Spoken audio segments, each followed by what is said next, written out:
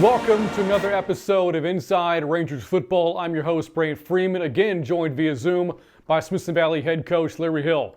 The Rangers are 6-1, more importantly, now 4-1 in district play. They've won 4 straight, coming off a 31-7 win over East Central from this past Friday on the road. Coach, take us back to this past Friday night. Your team was coming off of not a full bye week, we'll call it a half, given the postponement of the Judson game, but your team looked awfully fresh out there. What impressed you about their play?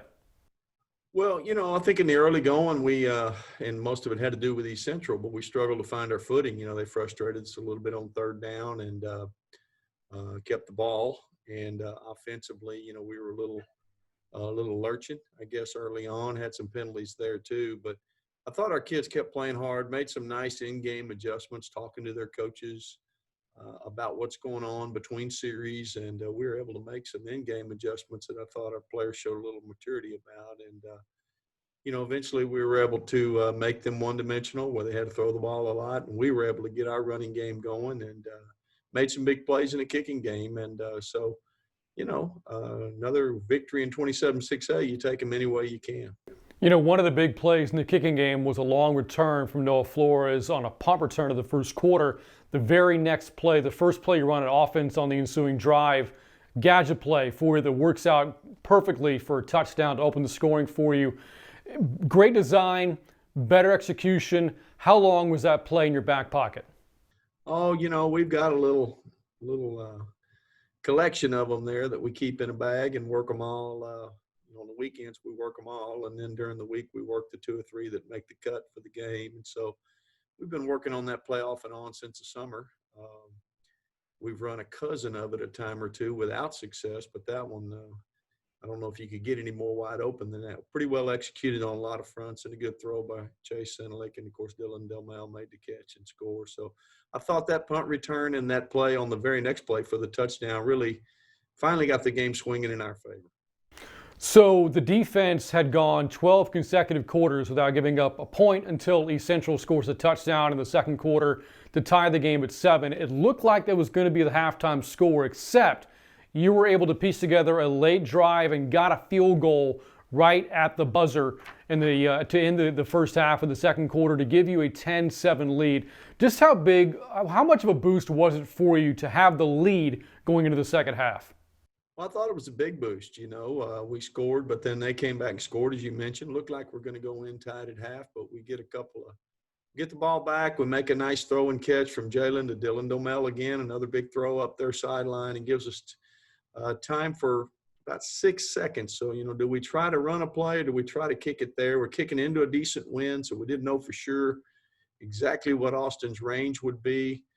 We try to throw the ball, incomplete. Now there's 1 second left. We decided to go ahead and give him a shot from 43 into the wind, and he came through. And it gave us not only the lead, but a little burst of energy, I think, going in at the half. And we had the ball coming out of the half. And I think we rode the wave there. We came out of the half and scored on our first drive. So for what just a few plays earlier had been a 7-7 ball game is now 17-7, and then we're on our way.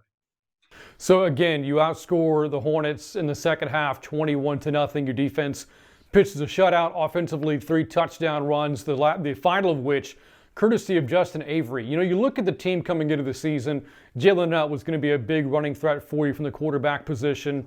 Travis McCracken, Gabe Hoskins they looked to be the 1-2 combo, but here comes Justin Avery and has really exploded onto the scene this season. What has impressed you about his play? Justin's got a unique skill set. He's not a 100-meter guy on the track team, but he's got deceiving speed. But I think the best thing about him is his vision. He can kind of run over there, but then see over there somehow. And then he cuts to daylight well. And I think the biggest thing that impresses me about him, he doesn't slow down to make a cut. So often guys have to kind of come to a stop and cut and go the other way. He's very fluid as he moves up the field, and he adds another dimension to our team, and it's a little different look than what they've seen. And really all 3 of those guys, we need them all, and they're all playing well right now. You opened district play with a tough overtime loss against Wagner. Never got down on yourselves, though. You bounced right back up off the mat. You've since won 4 straight, heading into a very difficult final 2-game stretch against Steele and Judson. How much confidence is your football team playing with right now? Well, I think they're playing with a lot of confidence, and of course, there's quite a number of teams, unfortunately, in our league that are playing with confidence. But they know they've been through the ringer. We have played in pre-district and in district some really good, talented football teams. Every time you go out there, you like to think you're a little bit better than you were the time before. And even though we've got some big trains coming down the track, we've been playing some big trains, and we certainly aren't overconfident. But I think you're right. I think we are playing with some confidence.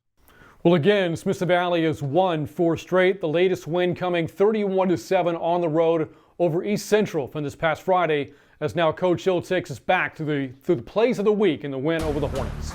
Yeah, let's go take a look. Our first big play of the night is a kicking game play. It's a punt return. We're going to watch it and just let it run through from the wide angle. You can see we've made a stop on East Central in and around midfield. Their punt team is on the field, and we've got some guys scattered out all over the field. We forced the punt to get away. Noah Flores is going to field the ball down there on about the 17-yard line. And you see just block after block after block as he gets up the wall here. The final block there from Trey Moore, and returns that thing all the way down to the 34-yard line. You get a great look here from behind. We have 2 returners there. Noah Flores on the left with an arrow, and Blake Bowman on the right. We use a dual returner system on this particular punt. The punt is a directional punt, and it goes to Noah on the left. You can see our first 2 players now walling the first 2 East Central kids down the field and pushing them toward our sideline, which allows Noah to get towards the other sideline. As the ball goes up the field, we're pushing some other guys, continuing to push them the opposite way. Now he's got the edge. We get 3 more blockers waiting outside the hash mark. It's Trey Moore that gets a final push there, and Noah runs the ball down. And, we flip the field and get excellent field position. Our next big play is the very next play. It's an offensive play. It's a little trick play. We bring Garrison Eggleston on a jet sweep. He's coming in motion. We run this type of play quite a bit, hand the ball to him, but then he flips it on the double reverse to sophomore Chase Sinelli. And Chase then brings the defense in toward him, and you can see behind everybody, we've slipped one of our tight ends, Dylan Domel. East Central's unaware of him, didn't see him back there. We make the throw. Dylan's probably 15, 20 yards behind everybody. Ball drops out of the clouds, and he fields that thing in the end zone and gives us a lead right after the punt return. From the end zone, you see it like East Central sees it. Looks like we're running a sweep to the left, or to our left, their right. You see East Central's players moving that way. And then we pitch the ball to Chase coming back here. Well, then they react back to defend the reverse. And then there's Dylan behind everybody. You can see him right at the bottom of the screen. The ball is thrown. Real high throw. Dylan just over right in front of the end zone when he catches it. A big play, and of course gave us a lead. Our last big play is a defensive play. This is a team sack. You see East Central has 2 receivers on the right there. They've got a little box around them. And you see the triangle of defenders that Smithson Valley's putting out there. We've got 3 over 2. They're trying to throw the ball quickly out to one of those 2, but we have him covered up, and there's nowhere he can really throw it. So he has to pull it down, and when he does, Trey Moore, whose name we've called a bunch this year, elevates and completely closes off the throwing lane. So the quarterback is forced to pull it down, step up, and then when he does step into this gap, Joel Herring comes in with the sack, and just a great team defensive play. You see it better from behind. Again, it's a quick snap. There's Trey beating the offensive tackle. Now he draws the block of the running back. He feels like, I don't know if I can make the sack. So as he begins to pull back, I'm going to elevate. And you can see that he's completely dwarfing the quarterback. There's just simply nowhere for him to throw. And meanwhile, the coverage has him. And then when he steps up and escapes, Joel Herring's waiting in the wings, gets him and puts a sack on him. Just a great play by our coverage, by Trey, and then also with the sack with Joel Herring. And those are our plays of the week. And again, the Rangers very impressive at all 3 phases in a 31-7 win over East Central. Up next, the Steele Knights, a Friday afternoon game coming up this Friday. A game we'll preview coming up after this on Inside Rangers Football. A whole lot of things have changed over the past few months, but some things have stayed just the same. Here at Smithson Valley, we are still making your kids smile. You may not see that as easily with those masks on, but those smiles are just beneath. And when all this passes, and it will, you'll really be reminded of how we just keep making them smile. Thank you for your trust and support, and get your guns up.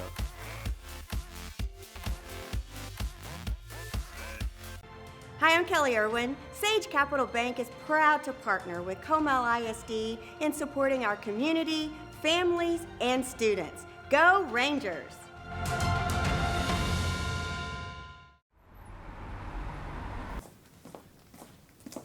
Hi, I'm Donna. I'm so excited to welcome Dermatology San Antonio to Smithson Valley. I think we made a great decision. You know, you have a beautiful office, but I brought a few things that I think you're really gonna like.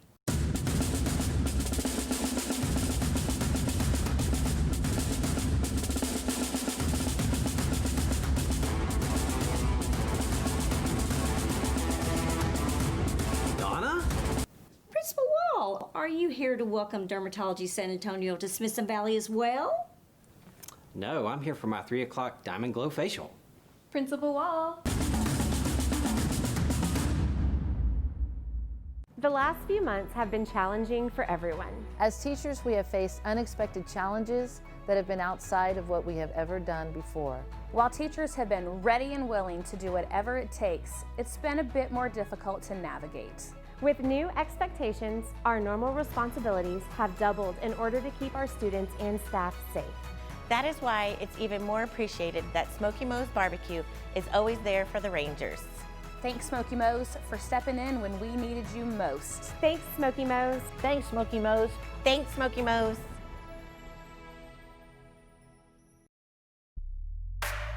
This week in Rangers trivia, wide receiver Chase Sedlick threw a touchdown pass to Smithson Valley's win over East Central, the first time since 2016 that a non-Ranger quarterback threw for a touchdown. Who was the last player to do it? Is the answer A, Edwin Martinez, B, Trevon Merrick-Woodard, or C, Josh Dillon? The answer is B, Trevon Merrick-Woodard. The Rangers executed that trick play in a second-round playoff game against Lake Travis as Woodard threw an 18-yard score to teammate Josh Dillon against the Cavaliers.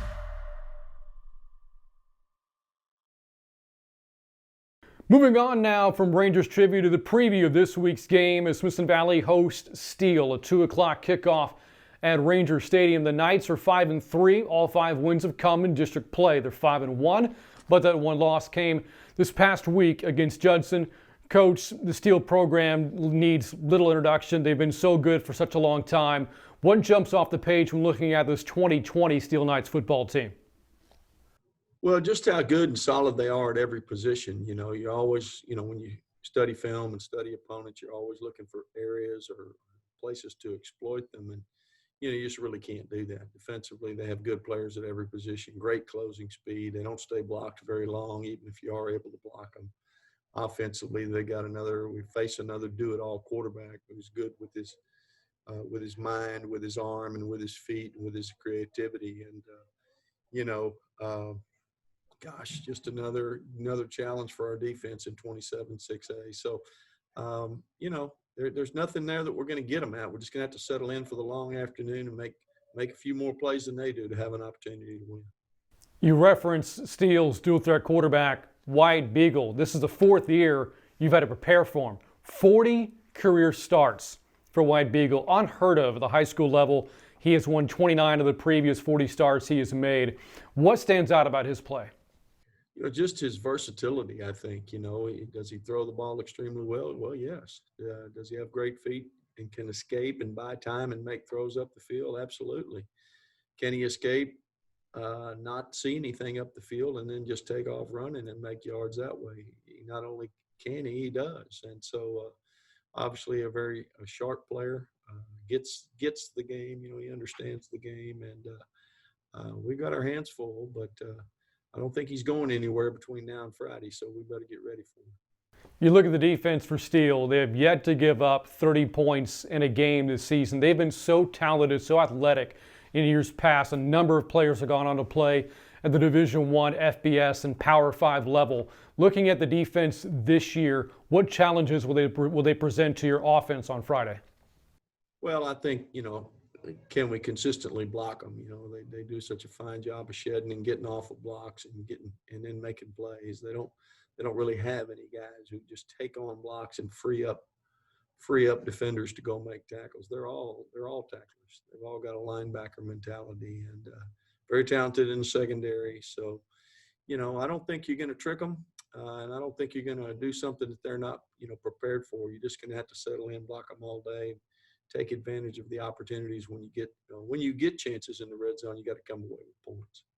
Steele won this game last year, but you won the 2 years prior, back in 2017 and in 2018. This has been a very competitive series over the past 7-8 years now. As you look back at this series against Steele, just how competitive has the football been? Well, it's been very competitive. You know, in the early years when we played them, they got up on us, I think, the first few times we played. And then, as you said, we had a little spurt there, and then they bounced back last year. And, you know, they're two programs that have had a pretty stable coaching staff, a pretty stable and long-standing way of doing things. And, you know, there's no real clear-cut advantage that one has over the other. You know, we've got similar enrollments, similar coaching staffs, similar talent. Both play very competitive schedules. Both used to being in big ball games. So it's just another one of those. And, you know, we got 4 or 5 of those on our schedule, and here's another one. But it'll be a great day for football, Friday afternoon, sunny, late November, and we're looking forward to the challenge. You know, Coach, typically whenever you and I have talked football Thanksgiving week, it's because you're getting ready for a third-round playoff game. Here we are, though, and previewing another regular season game with one left in the schedule, by the way, after this Friday. But getting back to the fact that it is Thanksgiving week, what's special about getting to play football this time of year? Well, you know, the weather turns cooler. You're not just out there, you know, with sweat running all down you and wondering where your next breath's coming from in August and September. That's one thing. It's a little cooler. It feels like traditional football weather. You know, there's bigger college and pro games on that time of year. You know, everybody's heightened excitement for football. An afternoon game, which, you know, there's something a little different about that when you're used to playing Friday at 7:30 and now you're playing in the sunlight. And, you know, and of course, in this particular case, with a lot on the line. So, yeah, everybody's got a little bit more bounce in their step, I think, even more so than that. Well, Coach, best of luck against Steele this Friday. Okay. Thank you, Brant. Again, the Rangers host the Steele Knights' final home game of the regular season. It kicks off at 2 o'clock this Friday, a game we'll have for you right here on the Rangers Network. For head coach Larry Hill, I'm Brant Freeman. You've been watching Inside Rangers Football. We'll see you next time.